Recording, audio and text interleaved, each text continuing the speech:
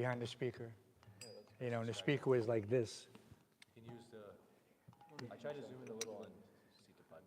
Well, yeah, the science as it is appears to be lost. You got to make sure that everybody gets it. Bhakti-kana is good. Hare Krishna, Bhakti-kana. Bhakti-kana is good.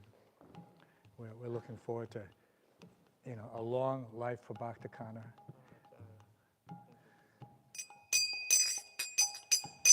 Jaya Radha Madhava Kunja Bihari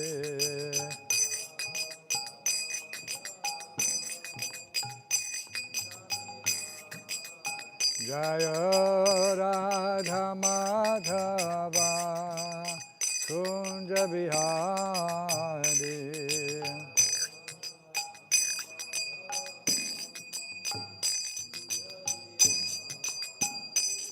Gopi Janavalabha Girivaradhari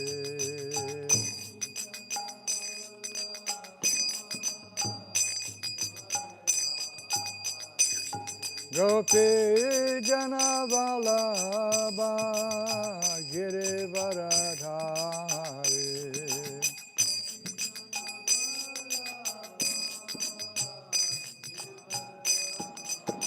Yashodanandana Braja Janaranjana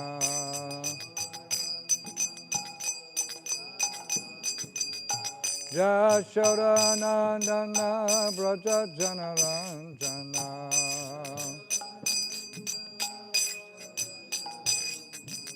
Yamuna Tiravanachari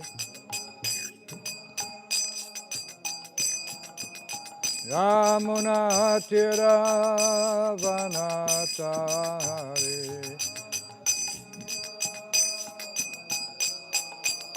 Jaya Radha Madhava Kunja Bihari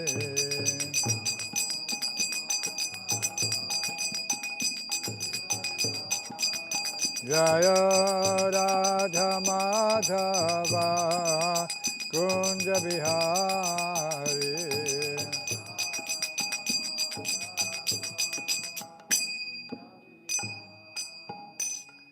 Jaya Vishnupad Paramahansa Parivrajaka Astatara Sata Shri Śrimad The Divine Grace of Bhāgavatam Bhaktivedanta Swami Srila Prabhupada Ki Jaya Nitya Lila Parishta Om Vishnupad Paramahansa Parivrajaka Astatara Sata Shri Śrimad The Divine Grace Srila Bhaktisiddhanta Saraswati Thakur Goswami Prabhupada Ki Ananta Koti Vaishnava Vrinda Ki Namacharya Srila Haridas Thakur Ki Grantaraj Śrimad Bhāgavatam Ki Gaur Premanandi All glory to you, some of the devotees.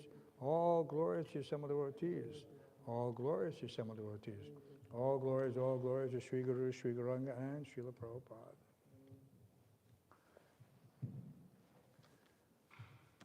Reading from Srila Prabhupada Lilamrita, additional pastimes.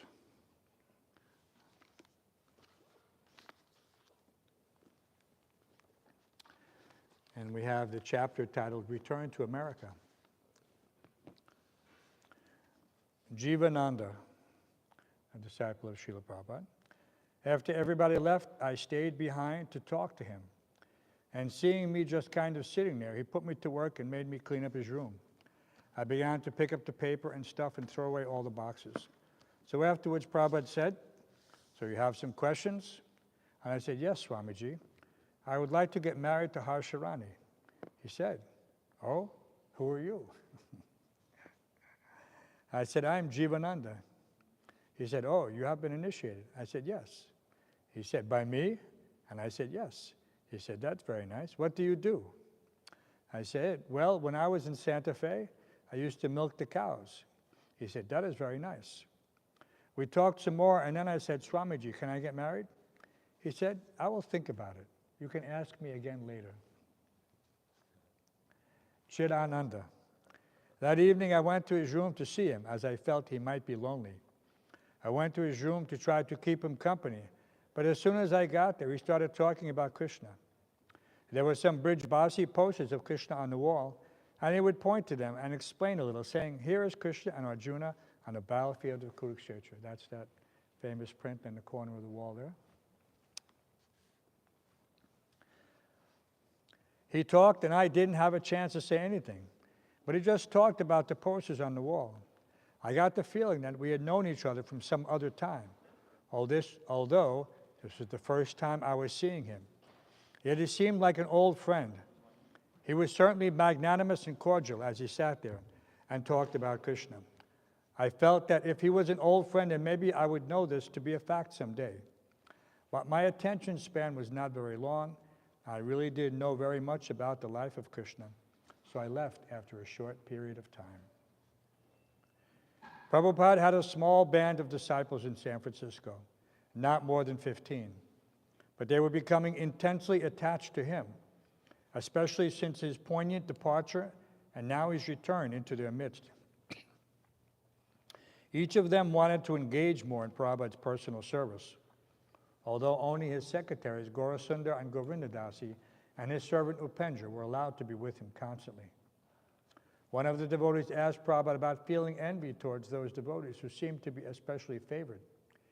Everyone, Prabhupada replied, from Lord Brahma and Indra down to the insignificant ant, is sometimes envious. No one wants to tolerate another person's advancement or another person's taking an exalted position. And it is a fact, Prabhupada said, that if we find a person excelling in a field or serving the spiritual master, then that person is very fortunate by Krishna's arrangement. But in the spiritual world, there is not envy over such a thing. Rather, in the spiritual world, everyone is pleased and excited to see that one person is in a more advanced position. They are enthused and gladdened by it. But in the material world, there is always competitive nature and envy. His words, but everyone got a chance to Swamiji on his morning walks. They were open to whoever wanted to go. Usually one or two of the brahmacharis and one or two of the householder couples would accompany him. They would drive Prabhupada to the park in the temple's car, a 1952 blue Ford Coupe. Usually Jayananda would drive the car. The passenger seat was broken and tilted back at a 45-degree angle to the ground.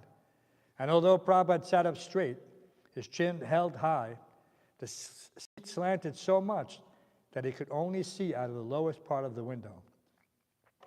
But it was the only car they had, and Prabhupada never complained. He began his old routine of daily walking around Stowe Lake in Golden Gate Park. Healthy, free, and spontaneous, always in command, talking and preaching. Prabhupada seemed very happy to be back in San Francisco, and there were also new devotees who were seeing him for the first time. For about the first week on his morning walks, Prabhupada talked frequently about the existence of the soul, explaining Krishna's arguments in the Bhagavad Gita. And we'll continue next week. And there's somebody at the door. Srila Prabhupada ki. Interesting thing about Prabhupada and association with him. As a new devotee, we didn't expect to get Prabhupada's association back in early days. We were content to have whatever service was given to us by the temple authorities. So I was the fix-it person in the temple. There was something broken, I would go. There was others, but there were certain things. So I had the great fortune to be assigned to repair everything in Prabhupada's room in preparation for his arrival. So I wasn't initiated yet. This is late 1974, early 1975. Prabhupada was coming in March of 75, so it was probably early 1975. And so I was fixing his windows, broken windows, because the neighborhood kids in that time were not very favorable towards Krishna consciousness. They used to throw rocks through the windows. Here? No, it was at Henry Street in what they call Borum Hill. And so we had put up screens, mesh screen, called hardware cloth, so that rocks couldn't come through. They tried other things, BB guns, pellets, stuff like that.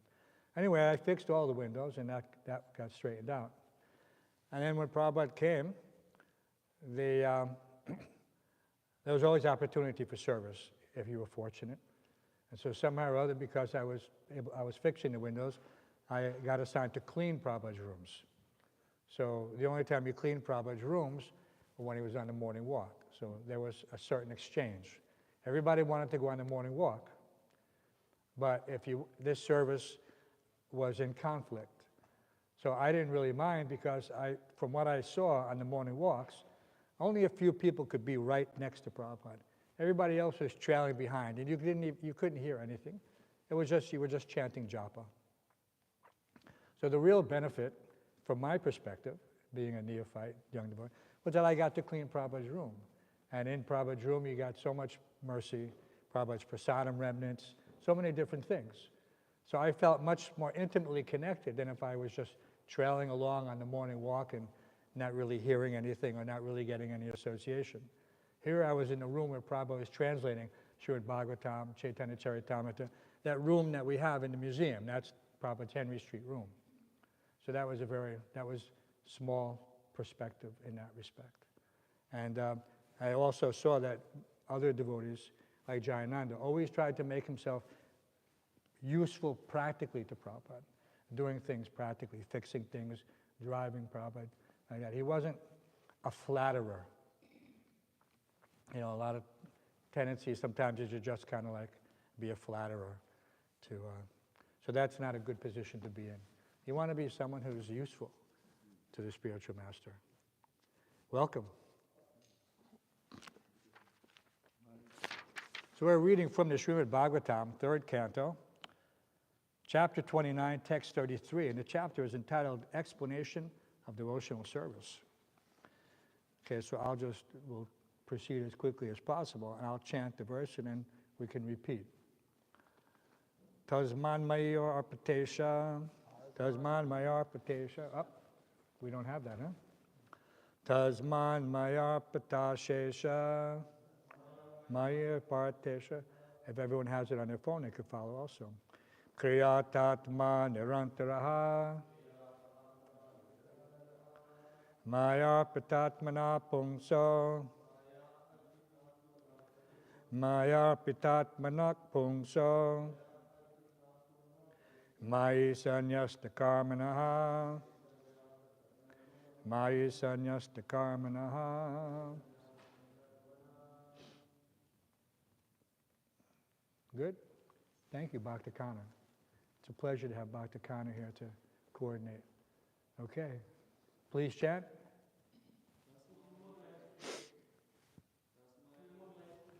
Can you move that breed bag? It might be somebody.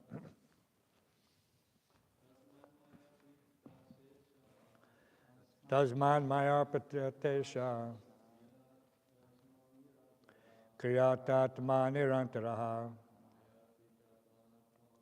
Mayarpitatmanak Pungso Mayi Sanyasta Karmanaha Tasman Mayarpatashesha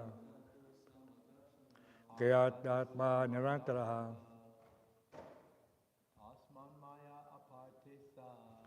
Man Maya Pratesha Kriya Anatma Nirantarha Maya Aprimana Pungsamo Maya Pitatmana Pungso Maya Sanyasi Karmana Maya Sanyasta Karmanaha Napayasmi Parambhuta Akartu Sama Darshanathat Akartu Samadarshana. Well, 6 lines. No wonder I didn't see those second lines. Kasman Maya Arpita Shesha Kriyatatma Nirantaraha Maya Arpitatmanak Pungso Maya Sanyasta Karmanaha Napashami Parang Bhautam Akartu Samadarshana. Sri Shivali Govinda Dev Ki Jai. Ladies. Tasman Maya Pitashesha Tatma Nirantaraha Maya Pitatmanak Pungso Maya Sanyasta Karmanaha Napashame Parang Bhutam Akartu Samadarshanat. Tasman Maria Partesha. Kriyatatmananatra. Maya Pitatmanak Pungsa. Maya Sanyastakamanaha. Na Pashame Parang Bhutam. Akartu Samadarshanat. Tasman, then him, Mai, unto me, Arpita, offered, Ashesha, all, Kriya, actions, Arta, wealth, Atma, life, soul, Nirantaraha, without cessation, Mai, unto me, Arpita, offered, Atmanaha, whose mind, Pungsa, then a person, Mai, unto me, Sarnyasta, dedicated, Karmanaha, whose activities, Na, not, Pashyami, I see, Param, greater, Bhutam, living entity, Akartu, without proprietorship, Sama, same, Darshanat, whose vision. Translation and purport by His Divine Grace, A.C. Bhaktivedanta Swami Prabhupada. Therefore, I do not find a greater person than he who has no interest outside of mine, and who therefore engages and dedicates all his activities and all his life, everything unto me, without cessation. Please repeat. Therefore, I do not find a greater person than he who has no interest outside of mine, and who therefore engages and dedicates all his activities and all his life, everything unto me, without cessation. Purport. In this verse, the word Samadarshanat means that he no longer has any separate interest. The devotee's interest and the Supreme Personality of Godhead's interest are one. For example, Lord Chaitanya, in the role of a devotee, also preached the same philosophy. He preached that Krishna is the worshipful Lord, the Supreme Personality of Godhead, and that the interest of his pure devotees is the same as his own. Sometimes Mayavadi philosophers, due to a poor fund of knowledge, define the word Samadarshanat to mean that a devotee should see himself as one with the Supreme Personality of Godhead. This is foolishness. When one thinks himself one with the Supreme Personality of Godhead, there is no question of serving him. When there is service, there must be a master. Three things must be present for there to be service: the master, the servant, and the service. Here it is clearly stated that he who has dedicated his life, all his activities, his mind and his soul, everything for the satisfaction of the Supreme Lord, is considered to be the greatest person. The word akartu means without any sense of proprietorship. Everyone wants to act as the proprietor of his actions so that he can enjoy the result. A devotee, however, has no such desire. He acts because the personality of Godhead wants him to act in a particular way. He has no personal motive. When Lord Chaitanya preached Krishna consciousness, it was not with the purpose that people would call him Krishna. The Supreme Personality of Godhead, rather, he preached that Krishna is the Supreme Personality of Godhead and should be worshipped as such. A devotee who is a most confidential servant of the Lord never does anything for his personal account, but does everything for the satisfaction of the Supreme Lord. It is clearly stated, therefore, Mayi Sanyasta Karmanaha. The devotee works, but he works for the Supreme. It is also stated, Maya Pratatmanaha. He gives his mind unto me. These are the qualifications of a devotee who, according to this verse, is accepted as the highest of all human beings. Om Gyana Tamarandasya Ganandana Shalakaya Chakshurma Tamyena Tasmai Shri Gurave Namaha Mukam Karoti Vachalam Pangu Mankai Tegaram Yakipatamam Bante Shri Gurum Dinataranam. Translation again. Therefore I do not find a greater person than he who has no interest outside of mine, and who therefore engages and dedicates all his activities and all his life, everything unto me without cessation. So this explanation of devotional service by Kapila Deva is very fulfilling to the devotees who are not looking for their own interest with regards to some confirmation.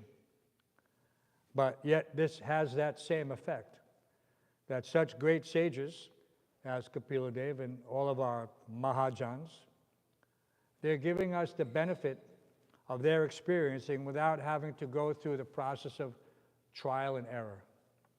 So this is a very important point, that we see that the International Society for Krishna Consciousness offers something very tangible in respect to the continuity of the parampara.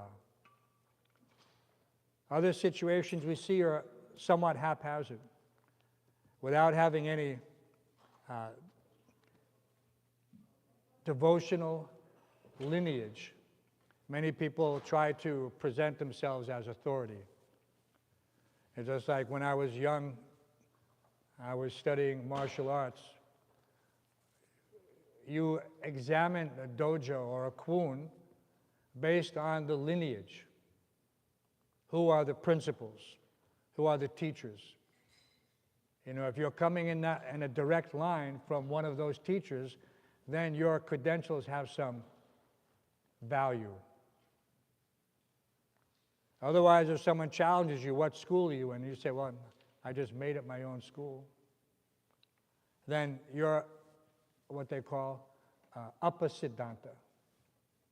You're outside of the teachings. You've deviated. So this is not accepted in those lines. Everyone has to have his teacher. So even in such a mundane capacity as martial arts, people recognize the value of having a continuity in their lineage. Why? Because this is important. Then you understand that the teachings have come down intact. No one is trying to put their own spin on it, so to speak, which is what we see nowadays, that people are not concerned, they simply want their own name and fame.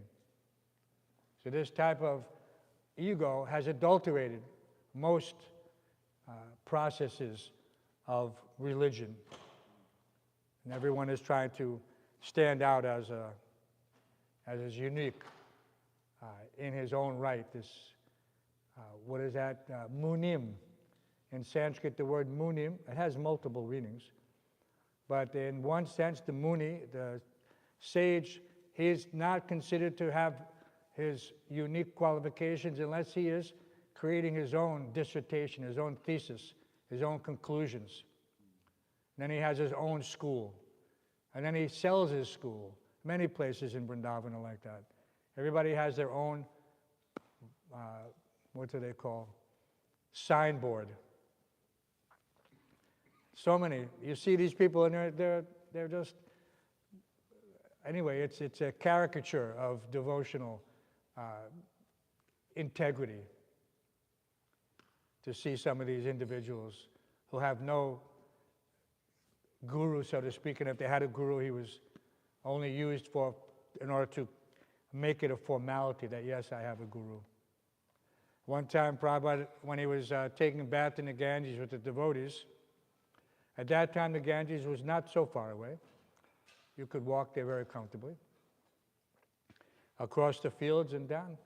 And then there was not much erosion at the time, so the Ganges, you could step almost directly into the Ganges. Small step, maybe a couple of feet down. Now it's a huge bank, and you have to navigate to one of the ghats, the Prabhupada Ghat, where Prabhupada took, that's where Prabhupada took his bath. They call it Prabhupada Ghat. And so as Prabhupada was coming out of the water, Brahmananda reach down to assist him because Prabhupada couldn't step up on his own. And so when Prabhupada was firmly situated on the bank, he, still holding Brahmananda's hand, he released Brahmananda's hand forcefully. And he said, this is what happens, that people take help from the Guru and then they discard the Guru, they reject the Guru. And so in this way, we have to take a lesson from this, that one should never think that somehow or other he has surpassed his spiritual teacher. You know, for the devotee, what's his emblem? Satatam kirtiyanto mam yachantascha judavataha. Namasyantascha mam bhaktya nitya yukta upashate. He's always chanting the glories of Krishna. He's following the footsteps of the great acharyas. Shravanam, Kirtanam, Vishnu, Smaranam, Padasevanam, Dasyam, Vandanam, Sakyam, Atma Nivedanam. Might have missed one, but that's okay. You get the idea. The point is, we're following in someone else's footsteps. We're called Rupanugas, because we're following the footsteps of Srila Rupa Goswami, right? And who is it that appeared to Srila Prabhupada in Radha Damodar, who gave him the inspiration and the confidence that his mission would be successful? And so this is a very special relationship that we have with someone so elevated as Srila Prabhupada. Not an ordinary thing. And we should feel ourselves very fortunate. But that fortune has to be translated into practical application of the philosophy. That tadvidi pranipatena pariprashnena sevaya. That one has to approach the spiritual master. Just try to learn the truth by approaching the spiritual master. Just try to learn the truth by approaching the spiritual master, not by approaching Google or the New York Public Library or Wikipedia. These can help you. Or Grok, AI. No, these things can't help you. The only thing that can help you is to approach someone who is coming down in the chain of disciplic succession. This is very important. This is how it's come down through the ages, since time immemorial. Evam parampara praptim imam rajasya vidu. This supreme science is thus understood in a chain of disciplic succession. And the saintly kings understood it in that way. So in this way, we just have to, without much endeavor, vyavasayatmika buddhya, fix our minds. So this is the challenge. This is why we chant the holy name in the morning with determination. Because that will bring us to that point where we can execute our devotional activities without much disturbance. The material world means there will always be some disturbance, all right? But but these are like the seasonal changes from winter to summer, heat and cold. These things are not meant to be disturbed. They rise from sense perception, right? The same hot water in the winter is not very pleasing in the summer. And the same cold water in the winter is very pleasing in the summer.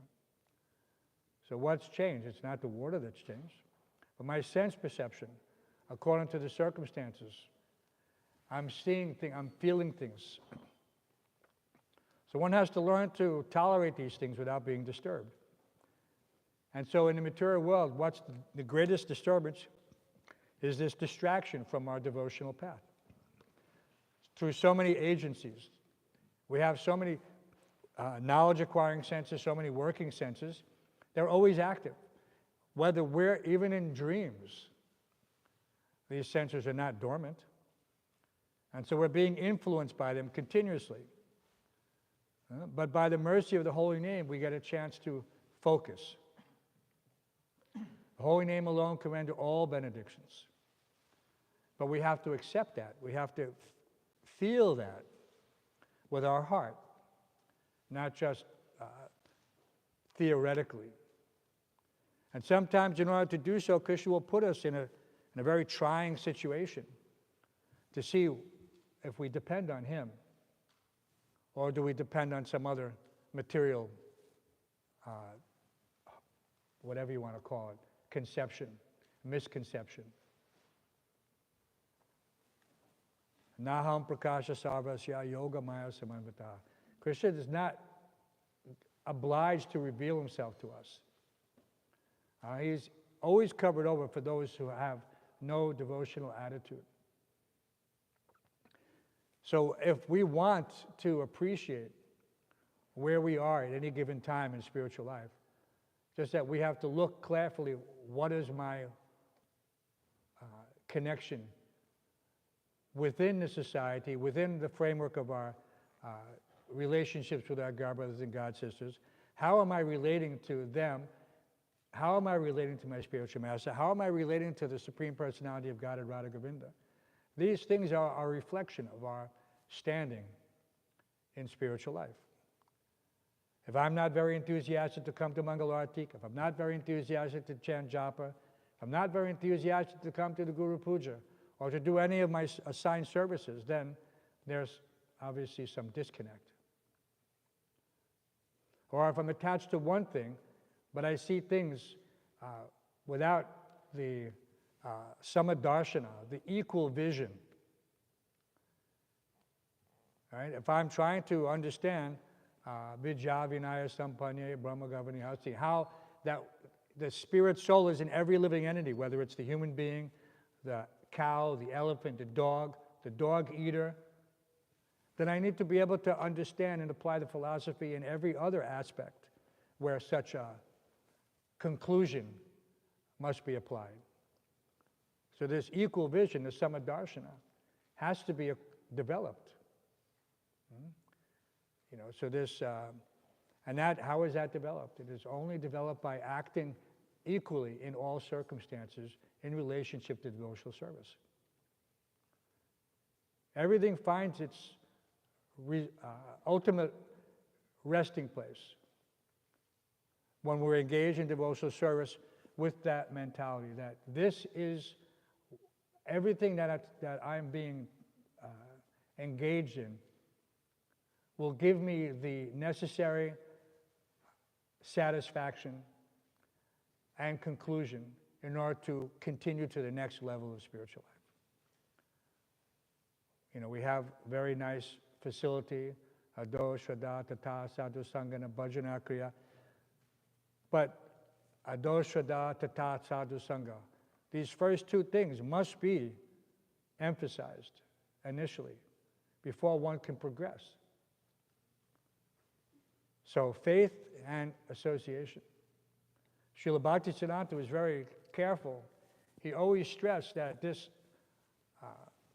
association is the ultimate key to success in spiritual life. It is not like I live in the ashram for 4 years and then I think I'm able to write books on the hermeneutics, the ontology and morphology of Vedic conclusions. No, it doesn't work like that. Academically, yes, many people study this academically, but this is all superficial. There are no conclusions. It cannot be had. Why? Because Naham Prakasha Sarvasya. Krishna doesn't have to reveal himself. So we have at the very beginning in the Śrimad Bhāgavatam where we're being told, Srinvata Swakata Krishna Punya Shravana Kirtana, that this hearing has to be done with a pure ear and a pure heart. There can't be any motivation like I'm just going to listen for a little bit and then I'm going to start a yoga school. Right? Like someone who goes to the karate school, who takes one lesson and then thinks, okay, now I'm going to open up a dojo. You know? How is that going? Or a person who goes to medical school and sits in pre-med and then thinks, okay, that's enough for me, I'm just going to go. And there are people who do that, by the way. You read about all the time. These scam artists who pretend to be cosmetologists or plastic surgeons. And they go and they inject silicone into people. Can you imagine that? Go to Lowe's, buy a tube of silicone. And then inject people. to give them some enhancements. And then what happens? And they die. They die. So we don't want to be in a situation where we're being injected with the wrong philosophy, the wrong conclusions, the wrong sentiment. This is milk touched by the lips of a serpent. Milk is very nice. But if you take that milk after it's been touched by a serpent, because serpents are very fond of milk. In India, they put milk out in special places, especially around temples of Lord Shiva, because Lord Shiva is very kind to those living entities, because nobody else is kind to them. So that people will put milk, and they come, and you'll see the cobras come, everybody comes, all the poisonous snakes come, and they drink that milk. Right? But once they drink that milk is poisonous. Nobody else can drink it. And if some foolish person thinks, let me take this milk, then he'll get very shocking results. And people don't. They have so many things like this. Who can imagine? They take the venom from does everyone know what a Gila monster is? It's spelled Gila, Gila. It's a desert found in, lizard found in the deserts of America, South America. Right? So they take the venom from these lizards, and what do they do with it? The pharmacologists turn it into a drug, because the venom of the Gila monster is found to, what does it do? Anybody know? It inhibits hunger. It inhibits hunger. So there's a huge market for this in places like America, other places. They put it in a pill, and they give it to people who want to reduce their body weight. And they take this pill, but it obviously has side effects. But people don't want to tell you about that. So there are so many things that are being done in the name of so-called science or things like that. One has to be very careful. Milk touched by the lips of a serpent. We have no use for it. Even if it seems attractive, poetic, ultimately it will have a disastrous effect, because one will not be able to, the mind takes everything, just like the analogy Prabhu uses of gold and a mountain. Some in our day-to-day affairs, we come in contact with gold. We have memories of being in the mountains.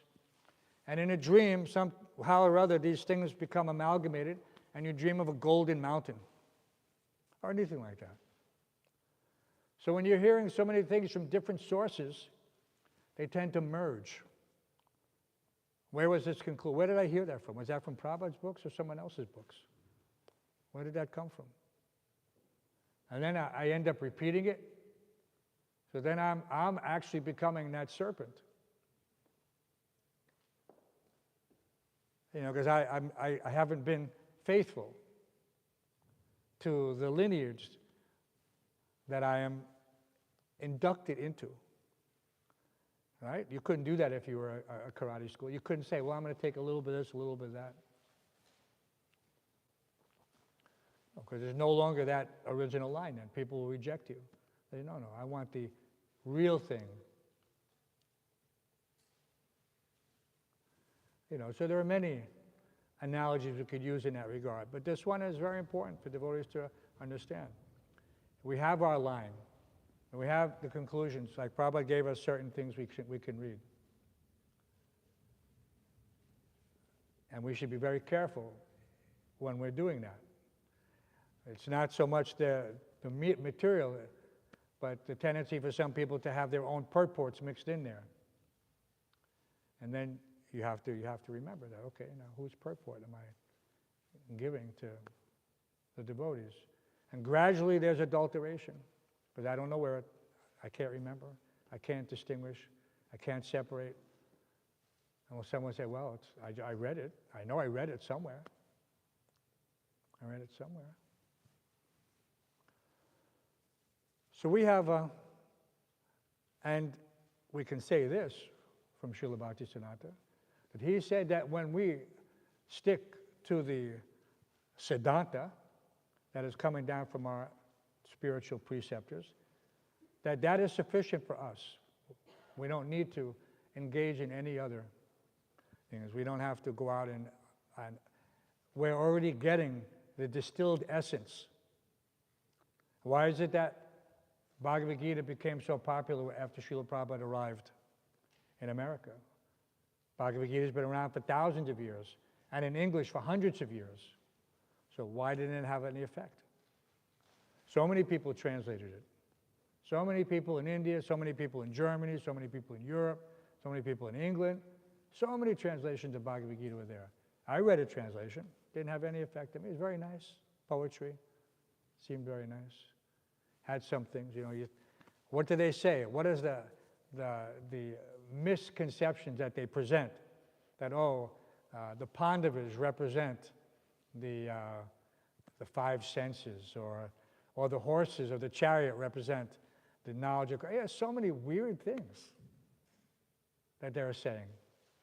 And that Arjuna represents the ego, and Lord Krishna represents the id, or the super ego. It was all bogus.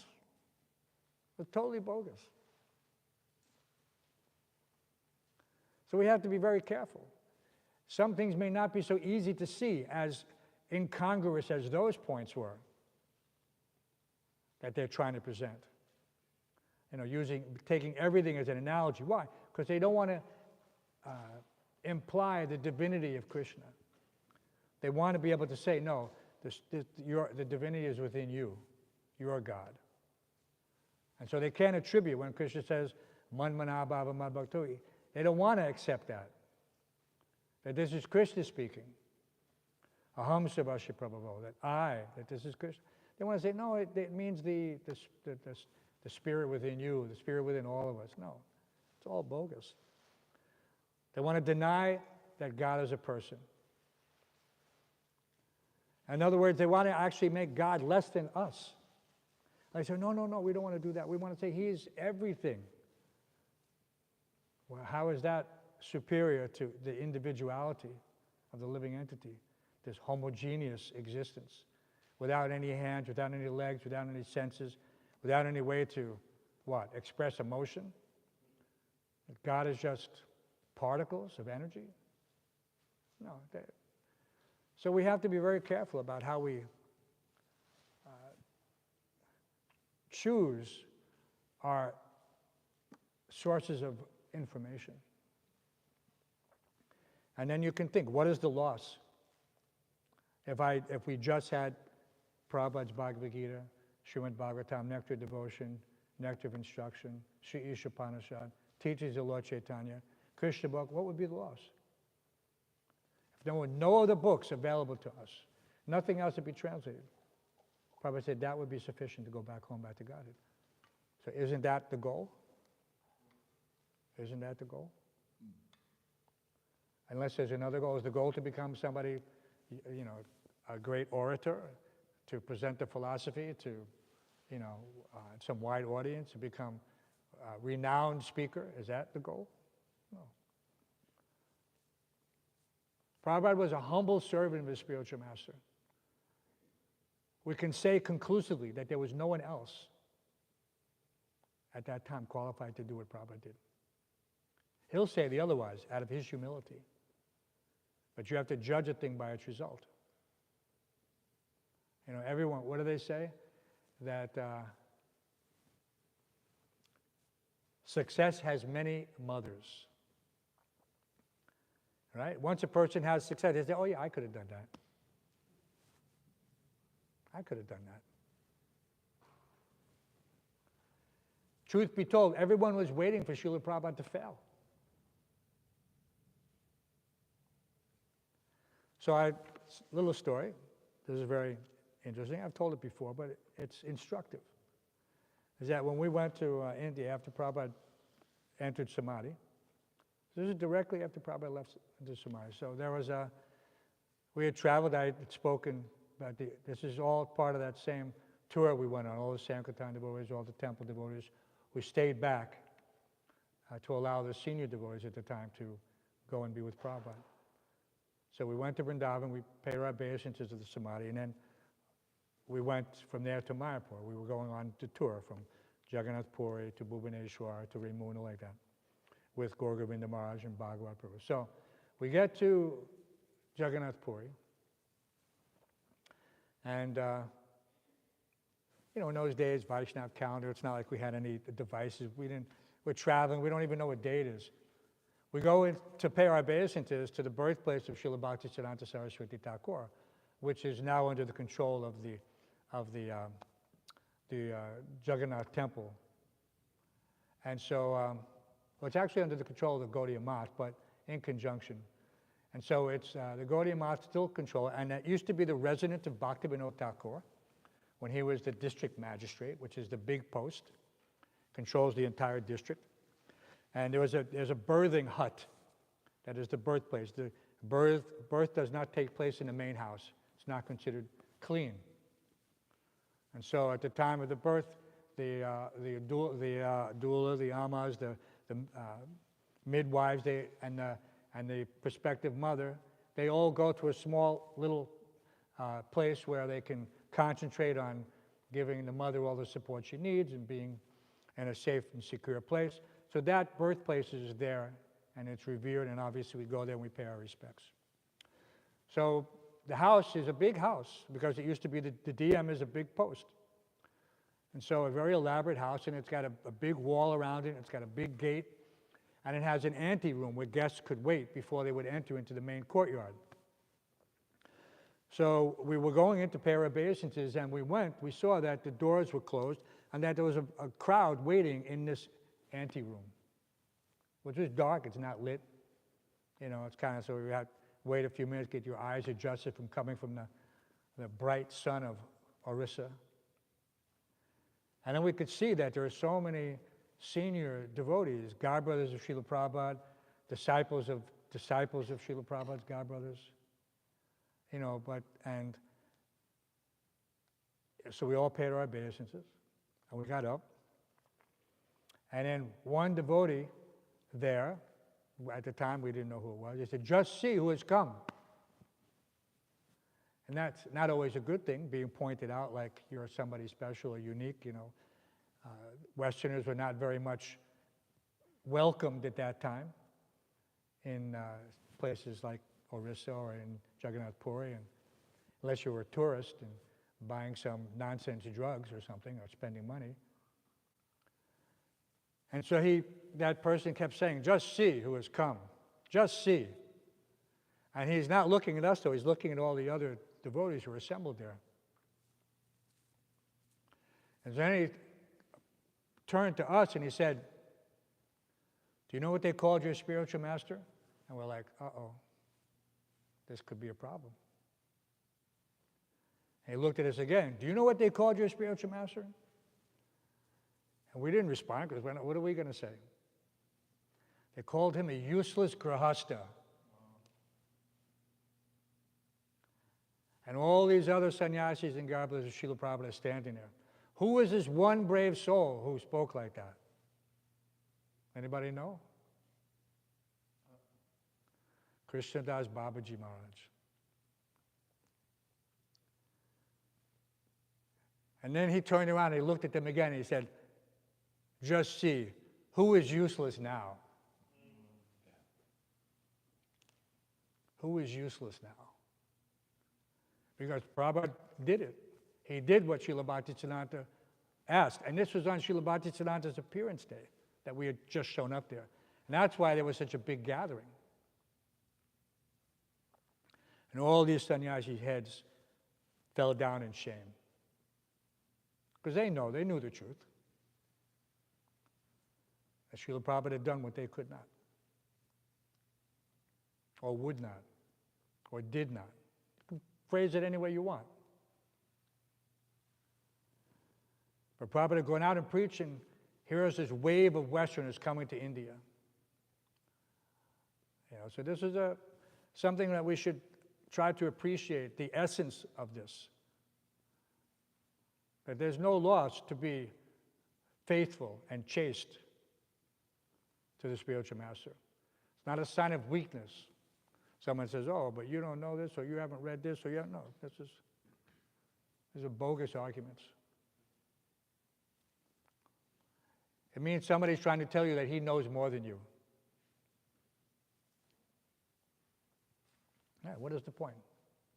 That's not Vaishnava.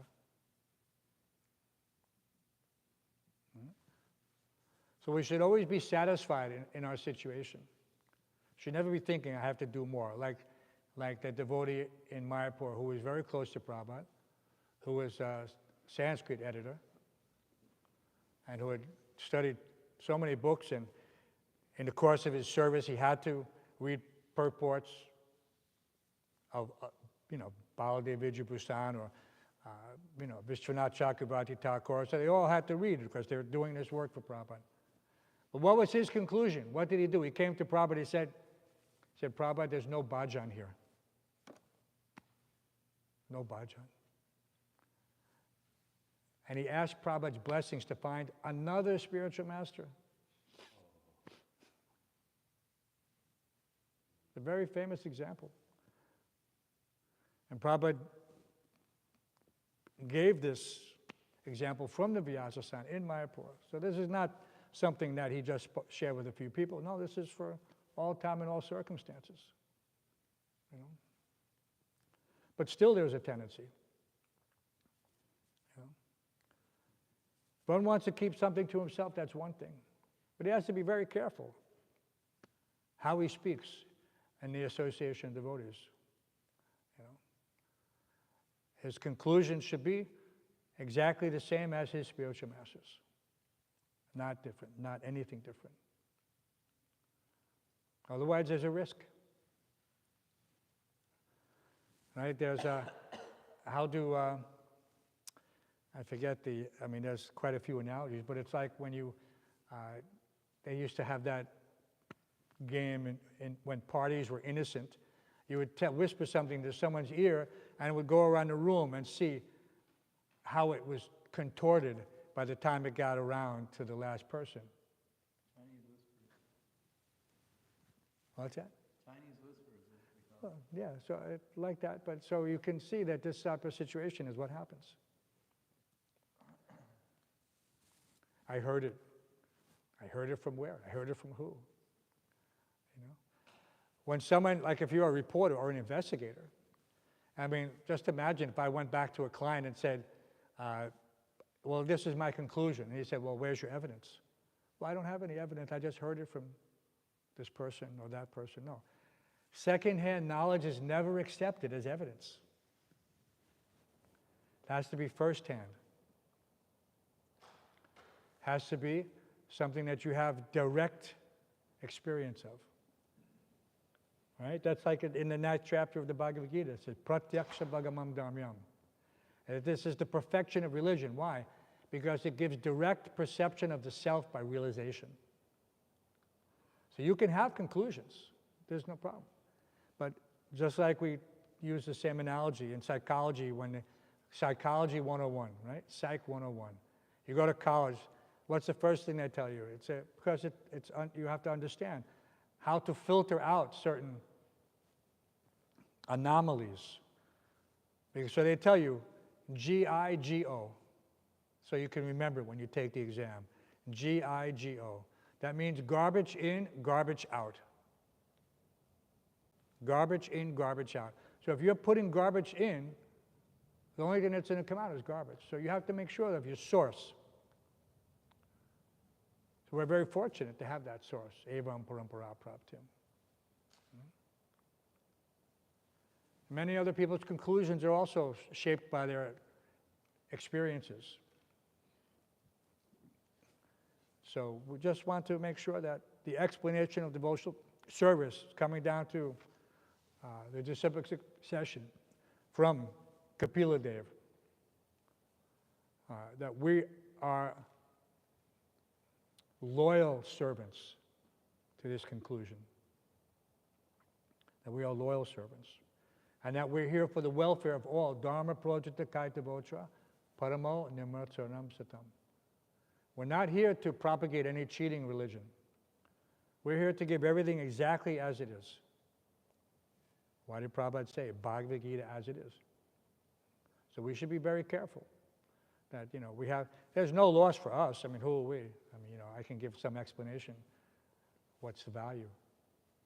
Unless I can bring the receipts then it shouldn't be accepted, right? Every journalist worth his diploma knows that I have to back up my story with receipts.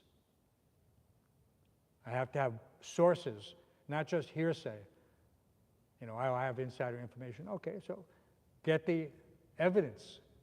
If that person is an accurate source and a real source, he must have evidence. Get the evidence, get the receipts. So we have to be able to quote the scripture in the same context that Srila Prabhupada quoted it, not based on my imperfect conclusions. We have realizations. We can speak them. So what was that? We're reading from Srila Prabhupada's Lilamrita. Satru Maharaj told us one night when everything was simply being compiled. He related how when Prabhupada left to go to San Francisco, after being in New York for 1 year, they said, Prabhupada, who will give class? Because only Prabhupada gave class. Who will give class? Prabhupada had given all the classes for an entire year. And they were concerned. We're not going to hear. This is the nectar. They could pull out Prabhupada's reel-to-reel tape recorder and listen to his old lectures. They had that. But the more you play those, then the more degraded they become, quality-wise. Those were considered masters. That's why we still have them. What great fortune to have these classes from 1966. So when Prabhupada's response to Satru Maharaj, to Brahmananda Maharaj, was that you will give the classes. And then they asked, well, Prabhupada, what should we speak on? Prabhupada said, you speak according to your realization. And then Satru Maharaj told us, laughingly, that those were the shortest classes in ISKCON history. Because what realization do we have? We're not these bodies. Second chapter, summary study. Yeah, we're not these bodies. Krishna is the Supreme Personality of Godhead. We're His eternal servants. So this was the limits. And Satru Maharaj, they know it well. They were there. They experienced it, the shortest classes in ISKCON history. Because they were trained not to speak anything from their own minds, mental speculation. So they were loyal, faithful followers. The fact that the classes were short was not their fault. They were honest. What is the symptoms of a Brahmin? We were mentioning in the morning. Prabhupada always says, Samo damo tapasocham shante arjavam evacha. Honesty. So Prabhupada said you have to be honest with yourself and with others and straightforward in ordinary dealings. We don't need to be duplicitous in our relationships. We don't need to become hypocritical. We don't need to be fault-finding. We just need to be, as much as possible, what did, in the New Testament, what does it say? The meek shall inherit the earth. And Prabhupada quotes that. The meek shall inherit the earth. Trinarupi sunichena, tarorapi sahishuna. This is the conclusion of Lord Chaitanya as well. One should be lower than the straw in the streets, more tolerant than a tree, devoid of all sense of false prestige, and ready to offer all respect to others. In such a state of mind, one can chant the holy name of the Lord constantly. So this is the key. We don't have to... if we can chant the holy name constantly, this is the highest goal. Because if you have love for the name, that love for the name will translate to prema pamartha mahan. But if we can't even love the name for 2 hours in the morning, then what do we have? What's our chances? So we have to develop that ruchi, harinam ruchi, that taste for chanting. And that's why it's nice to chant all together in the temple room like we do. Because there's a certain strength in numbers, that everyone, and you feel. And this is not an ordinary activity. It's not that we're just a bunch of spirit souls chanting the holy name. No, we're propagating the Yuga Dharma. Here, out, inside, outside, everywhere. And so this is the success. So Lord Kapil's explanation of devotional service are superior in many respects to others due to his being a direct incarnation in one sense. So but we have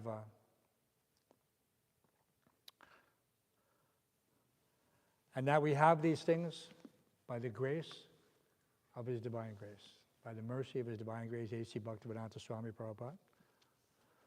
So we have a debt that can never be repaid. One should be conscientious of this at all times. And not think that somehow or other now my debt, just like if you default on a loan, the creditors come after you, right?